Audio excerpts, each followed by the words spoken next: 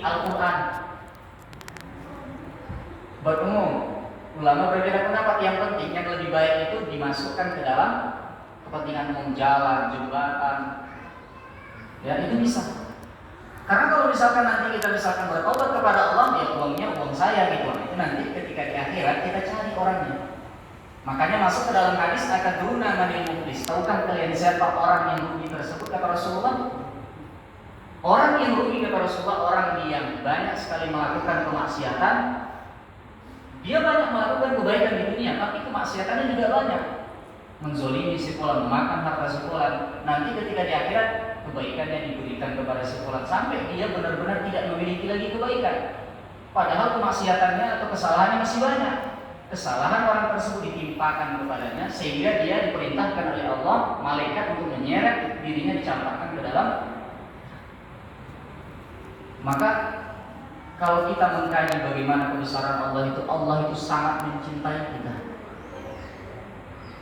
sangat amat mencintai kita.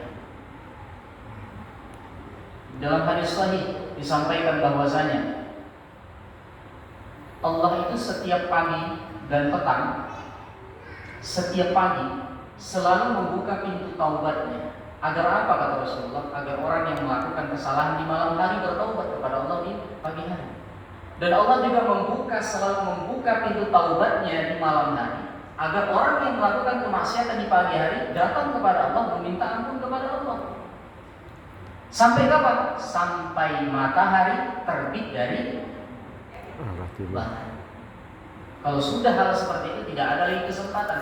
Maka kesempatan seperti ini dimanfaatkan dengan baik. Makanya kita selalu beristighfar. Rasulullah saja yang sudah diampuni dosanya beristighfar paling 100 kali. Kita Nabi bukan, keluarga Nabi bukan. Istighfar 3 kali aja lah. Itu pun sudah menganggap sudah terdaus. Itulah kita harus memaksakan diri kita untuk menjadikan kita itu dekat kepada kebaikan. Kalau kita tidak memaksakan diri kita dekat kepada kebaikan, kita akan dekat kepada kemaksiatan. Itu kan kita berada misalkan ini kebaikan, ini kemaksiatan. Ketika kita berada di sini, kita dekat kepada kebaikan, jauh daripada kejahatan. Tapi ketika kita mendekat kepada kejahatan, kita menjauh daripada kebaikan. Makanya kita selalu memohon kepada Allah Subhanahu wa taala agar kita diberikan kemampuan untuk selalu mengerjakan kebaikan, dan kebaikan kita dihindari yang namanya hal-hal yang membatalkan pahala kebaikan tersebut dia. Dan Malik bin Dinar, salah seorang tabi'in yang sangat dihormati di kalangan tabi'in, dan perkataan beliau ini dinukilkan juga oleh Imam Az-Zahabi dalam kitabnya tadi Syiar A'lamin Nubala. Imam Malik bin Dinar mengatakan seperti ini: kharaja ahlu dunya minad dunya wa lam yadhuqu atyaba syai'in fiha. Orang yang Allah berikan kesempatan untuk hidup di dunia ini, mereka meninggalkan dunia ini, tapi sangat amat disayangkan. Ada satu kenikmatan besar, ada satu kenikmatan hebat yang Allah ciptakan di muka bumi ini, oleh mereka tidak mampu dirasakan. Padahal Allah menciptakan kenikmatan tersebut sangat lega, sangat hebat, akan tetapi oleh sebagian manusia tersebut mereka tidak mampu merasakan hal itu. Para sahabat Malik bin Dinar ketika mendengarkan hal tersebut, mereka bertanya, "Ya Malik, mahwa?" Wahai Malik, apakah sesuatu tersebut yang kau sampaikan, kenikmatan terhebat, kenikmatan terlezat yang Allah ciptakan hanya di muka bumi ini, sebagai manusia tidak mampu merasakannya? Malik bin Dinar dengan tersenyum dan penuh wibawa mengatakan, "Huwa ma'rifatullahi ta'ala wa mahabbatuhu." Dia adalah ketika seorang hamba mampu mengenal Allah dengan baik, mencintai dan dicintai oleh Allah Subhanahu wa taala, itulah kenikmatan terlezat yang Allah ciptakan di muka bumi ini, dan tidak semua manusia mampu. Kita masih memiliki kesempatan untuk sampai kepada kelezatan tersebut, kenikmatan tersebut. Maka yang harus kita lakukan adalah minta kepada Allah agar kita diberikan kesempatan untuk merasakan hal tersebut. Punya kesempatan kita kan? punya kesempatan. Atau ada yang ingin melepaskan kesempatannya, saya ingin merasakan nanti di surga saja loh Ustaz. Kalau misalkan di dunia kayaknya tanggung. Ada yang ingin merasakan seperti itu? Tidak. Karena Allah katakan di dunia yang Allah ciptakan kelezatan tersebut. Itu baru berapa menit lagi Ustaz? Masih lama? Oh jam 9 siap. Saya takut orang kalau ngomong itu biasa lupa waktu. Makanya saya orang kalau ngomong biasanya saya itu kalau misalkan nyampein sesuatu stopwatch-nya itu saya hidupkan. Soalnya kalau nggak dihidupkan stopwatch itu jalan aja nanti jemaah udah gitu. Sudah kalau kita lupa waktu. Kalau misalkan sesuatu yang kita bicarakan tersebut terkait antara satu dengan yang lain. Alhamdulillah. Jadi itulah dua hal yang disampaikan oleh Imam Hakim Al-Asam, ya. Cara untuk menjadikan hawa nafsu tersebut menjadi makmum kita dan kita menjadi imamnya. Apapun yang dibisikkan oleh nafsu kita kerjakan, sebaliknya kita paksakan diri kita untuk melakukan yang namanya ibadah. Sama ketika waktu kecil ya, nggak tahu misalkan kita itu kan dipaksa sama orang tua kita. Mungkin ada di antara anak-anak itu yang ketika dari kecil memang sudah ada jiwa-jiwa ketaatannya, tidak disuruh pun dia mampu melakukannya. Tapi sebagian orang ada mesti dipaksa dulu kan. Ketika sudah dipaksa, maka dia menjadi taat. Dan itu dilakukan oleh para ulama kita. Salah satunya Imam Taqiyuddin As-Subki. Beliau ini seorang ulama besar. Anak beliau namanya Tajuddin As-Subki, ulama besar juga. Di dalam kitab beliau Tabaqatus Syafi'iyah Kubra, Imam Tajuddin As-Subki menyampaikan bahwasanya bagaimana ayahnya itu mendidiknya. Beliau mengatakan seperti ini. Ayah saya ketika malam itu membangunkan kami. Apa dikatakan oleh ayah saya kepada saya? Ya bunayya, ta'awwadis sahra walau annaka tal'ab. Wahai anakku tercinta, biasakan dirimu untuk bangun di sepertiga malam ketika waktu sahur, meskipun engkau hanya bermain. Ya bunayya, ta'awwadis sahra walau annaka tal'ab. Wahai anakku tercinta, biasakan dirimu untuk bangun tengah malam meskipun engkau hanya bermain. Yang pertama sekali, dibiasakan diri anaknya tersebut bangun tengah malam. Meskipun main, kalau kita zaman sekarang bisa nggak main game tengah malam? Penting bangun aja dulu. Ya? Ini orang tua yang nggak bangun, gimana anaknya bangun? Jadi harus ada kerjasama antara orang tua dengan anak tersebut. Ibnu Sina misalnya. Ibnu Sina itu kan salah seorang dokter yang sangat dihormati di dunia Islam. Kebetulan saya ngajar atau dosen di Fakultas Kedokteran Universitas Yarsi. Ya, saya dosen agama Islam. Ya, di Universitas Yarsi. Jadi kehidupan Ibnu Sina yang pernah saya baca di dalam kitab Safahatun min Sadril Ulama, lembaran-lembaran kisah para ulama di dalam mendapatkan ilmu. Salah satunya kisah Ibnu Sina. Ibnu Sina ini ketika umurnya 10 tahun, beliau sudah hafal Quran. Hafalnya bukan setoran saja, mutqin. Tahu bedanya Bapak Ibu semua kan? Hafalan yang mutqin dengan yang tidak mutqin. Kalau yang tidak mutqin, mungkin dia pernah setor hafalan. Tapi yang mungkin dibolak-balik ayatnya, dia mampu jawab. Ibnu Sina ini hafal Quran secara mungkin pada saat umurnya berapa? 10 tahun. Lancar sekali. Jadi kalau kita lihat umurnya 10 tahun, ada tidak peran kedua orang tuanya? Pasti ada. Anak seumur itu masa tiba-tiba kita ini kan lahir di dunia nggak tahu apa-apa. Ketika misalkan dilahirkan alhamdulillah telah lahir anak kami, beratnya sekian, tingginya sekian, kita tidak tahu apa-apa. Nggak mungkin kita pernah mendengarkan orang ketika memberikan kabar bahagia, alhamdulillah telah lahir anak kami, tingginya sekian, beratnya sekian, hafalannya 3 juz. Mungkin itu baru lahir, nggak ada. Semua kita tidak tahu. Yang mengarahkan kita adalah kedua orang tua kita. 10 tahun hafal Quran mungkin Dikatakan oleh para ulama bukan hanya mungkin dalam hafalan Qur'annya, akan tetapi apa? Di dalam hafalan-hafalan sastra, matan sastranya dia juga kuat. Ibnu Sina ternyata beliau memiliki 4 cara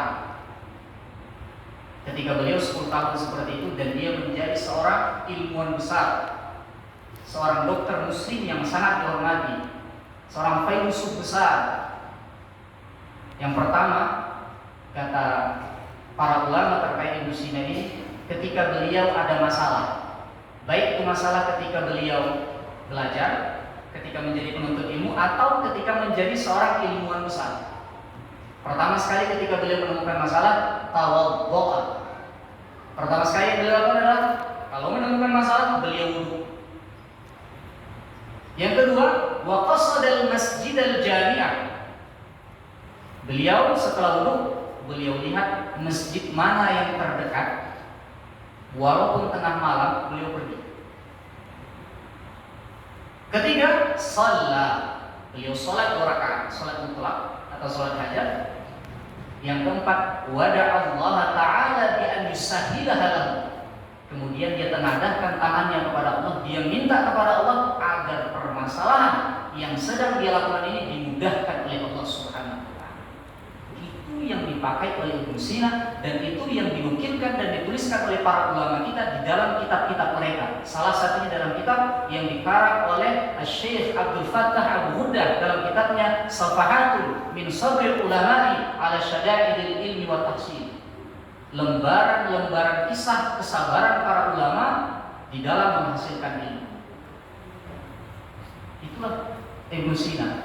Sejak kecil dibimbing oleh orang tuanya, mampu menghafal Quran, bukan saja hanya hafal, tapi mutqin hafalannya. Ketika sudah mutqin, beliau beralih kepada ilmu-ilmu. Beliau jadi ilmuwan besar. Di Eropa itu orang tidak kenal yang namanya Ibnu Sina. Yang kenal apa? Avicenna. Beliau mengarang kitab namanya Al-Qanun Fiqh, undang-undang dalam ilmu kedokteran. Makanya saya di kantor itu, di dalam kubikel saya print kisah tersebut, saya tempel di dinding kubikel saya. Setiap hari saya lihatin. Jadi motivasi untuk kita. Kita ini kan kekuatan hafalan kita kan tidak sekuat Imam Syafi'i. Ya, beliau mudah hafal, lama sekali lupa, atau bahkan tidak lupa-lupa. Kita udah cepat, udah lambat hafal, kita mudah sekali lupa. Itulah kita. Tapi dengan pertolongan Allah Subhanahu wa taala, hadza min fadlillah taala yu'tihi man yasha. Itu keutamaan dari Allah. Allah berikan kepada siapapun yang Allah inginkan. Allah pilih. Kita di dalam kandungan, apa pernah kita ada request? Saya pengen lahir dari ibu ini, kemudian ayah saya ini, ya, kemudian saya pengen ketampangannya seperti ini, kemudian lahirnya di Eropa. Nggak ada. Kita dipilih oleh Allah Subhanahu wa taala, maka ada sesuatu hal yang tidak bisa kita pilih, itu pilihan Allah, dan ada hal yang bisa kita pilih. Bahkan saya sampaikan yang paling mungkin bisa menjadikan kita agak sedikit kaget. Di dalam hadis sahih yang diriwayatkan oleh Imam Muslim, hadisnya hadis sahih, kata Rasulullah sallallahu alaihi wasallam, "Ma min ahadin minkum ma min nafsin manfusatin." Tidak ada satu pun di antara kalian illa wa qad kutiba makanuha fil jannati aw fil nar, kecuali telah tertulis namanya atau tempatnya di surga atau neraka. Jadi nama kita sudah tertulis. Kira-kira kalau kita berada di hadapan Rasulullah ketika itu, Rasulullah menyampaikan hal tersebut, apa yang kita sampaikan? Apa yang mau kita tanya? Rasulullah menyampaikan hal tersebut. Tidak ada satupun di antara kalian, siapapun itu, makhluk Allah, kecuali tempatnya di surga atau neraka telah tertulis. Kira-kira apa yang ingin kita tanya kepada Rasulullah? Kita masuk di mana? Spill tuh, bisa gitu. Para sahabat nanya, ya Rasulullah, afala nattakilu ala dzalika wa nad'u amal. Kalau memang halnya seperti itu, kita bertawakal saja kepada Allah, kita nggak usah beramal. Kan sudah jelas. Beramal pun kita, kalau misalkan kita dimasukkan ke dalam golongan orang-orang yang ahli neraka, nggak bermanfaat amal kita. Para ulama kita menjelaskan kegaduhan, bukan kegaduhan, maksudnya keraguan ketika orang memahami hadis tersebut. Para ulama kita menjelaskan, pertama, tidak ada satupun di antara kita, bahkan malaikat Jibril pun, yang tahu tempat kita di mana. Satu, rahasia Allah. Yang kedua, Allah itu tahu berbeda dengan kita tahu. Kalau tahunya kita tahu itu terikat dengan waktu. Kita ini kan makhluk Allah, terikat dengan waktu. Sesuatu yang telah kita ketahui dan yang sedang kita ketahui dan yang akan kita ketahui. Yang akan diketahui tersebut masih gaib. Karena apa? Karena pengetahuan kita terbatas oleh dimensi waktu.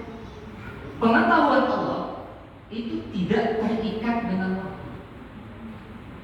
Allah tahu apapun yang terjadi, bukan Allah paksa. Misalkan gini, di hadapan saya ada air. Apapun yang ingin saya lakukan terhadap di depan saya ini, Allah tahu. Apapun yang saya lakukan, bukan Allah paksa. Kenapa? Karena Allah tahu tadi tidak terikat dengan Allah tahu masa depan, karena tidak terikat dengan waktu. Ilustrasinya seperti ini. Mungkin nanti ada orang menyalahkan Allah, kenapa dia masuk ke dalam neraka, kan udah ditetapkan sama Allah, kan gitu ya. Ilustrasinya seperti ini. Saya berdiri di depan saya berdiri di depan jembatan. Di depan saya ada rel kereta api. Dari arah kanan ada kereta api yang berjalan begitu cepat, kencang sekali. Dari arah kiri ada kereta api yang berjalan begitu cepat juga. Saya katakan ketika itu, kereta api ini bakal tabrakan. Ketika seperti itu, tabrakan terjadi. Pertanyaannya, apakah mereka tabrakan itu karena saya? Apakah mereka tabrakan itu karena saya tahu? Mereka tabrakan karena memang saya melihat mereka akan tabrakan, bukan karena saya tahu kecelakaan tersebut ada. Pengetahuan tersebut bukan memaksa. Maka ketika orang masuk ke dalam neraka tersebut bukan karena ketika Allah tahu, bukan Allah paksa. Karena memang dia berbuat dan Allah tahu apa yang akan dia perbuat, bukan dipaksa oleh Allah Subhanahu wa Ta'ala. Maka ketika kita tahu akan hal tersebut, kita selalu berhusnuzon kepada Allah. Cara husnuzon terbaik itu adalah dengan apa? Dengan beramal soleh. Kita pancing rahmatnya Allah, kita pancing kecintaannya Allah kepada kita, agar ketika kita menjadi orang-orang yang soleh, kita digolongkan ke dalam orang yang dicintai oleh Allah Subhanahu wa Ta'ala. Itu yang kedua. Yang ketiga, anni ra'aitu kulla wahidin minan nasi yas'a fi jam'i hutami dunya thumma yumsiku qabidan biyadah. Saya memperhatikan manusia, kata Imam Hatim Al-Asam, poin ketiga, di antara mereka ada yang mengumpulkan perkara dunianya. Ketika mereka mendapatkan perkara tersebut, mereka memegang perkara tersebut dan mereka tidak mau berbagi. Apa? Dikarenakan bagi mengumpulkan dunia untuk dirinya sendiri.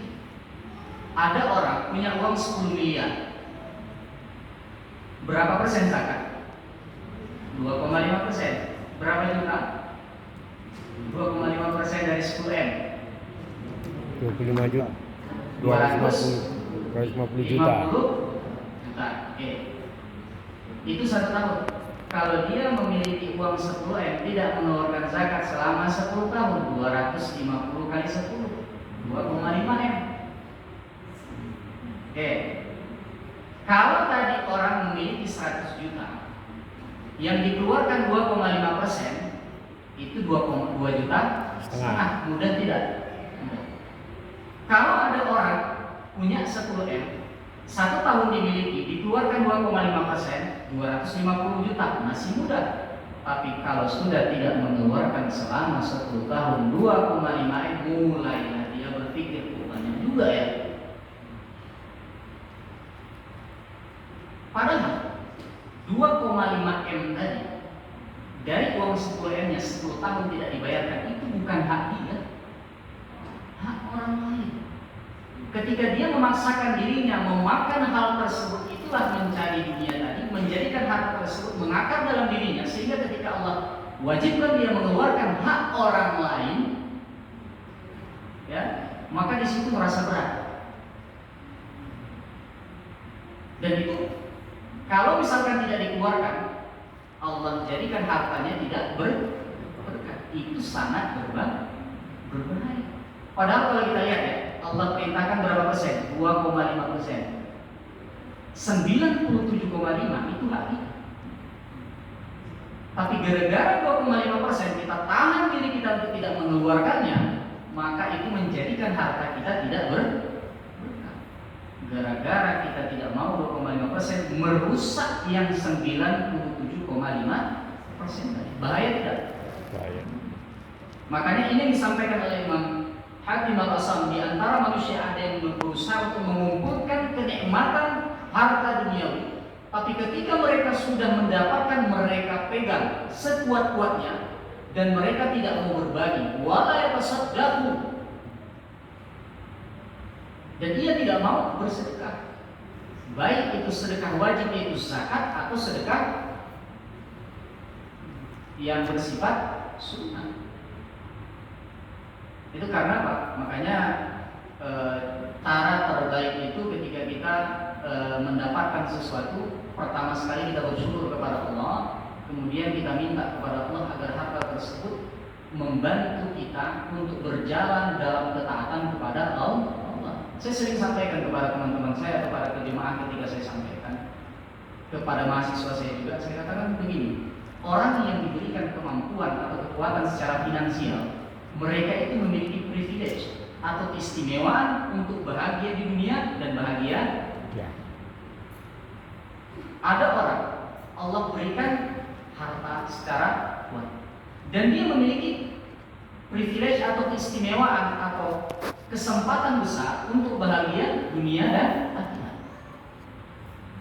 Sementara ada orang lain, ya, yang tidak Allah berikan kekuatan kedua tersebut, dia memiliki kesempatan untuk bahagia di akhirat, dan memang dia memiliki kesempatan untuk bahagia di dunia, tapi secara harta duniawi mungkin dia tidak tercapai seperti yang dia inginkan. Dan itu pernah disampaikan oleh Rasulullah SAW dalam salah satu hadis.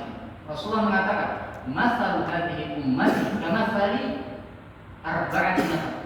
Perumpamaan manusia di dunia ini seperti perumpamaan 4 orang. Kita akan sampaikan dua. Satu, kata Rasulullah, rajulun atahullahu malan wa ilman. Seorang yang Allah berikan kesempatan kepadanya harta dan Allah berikan kepadanya ilmu.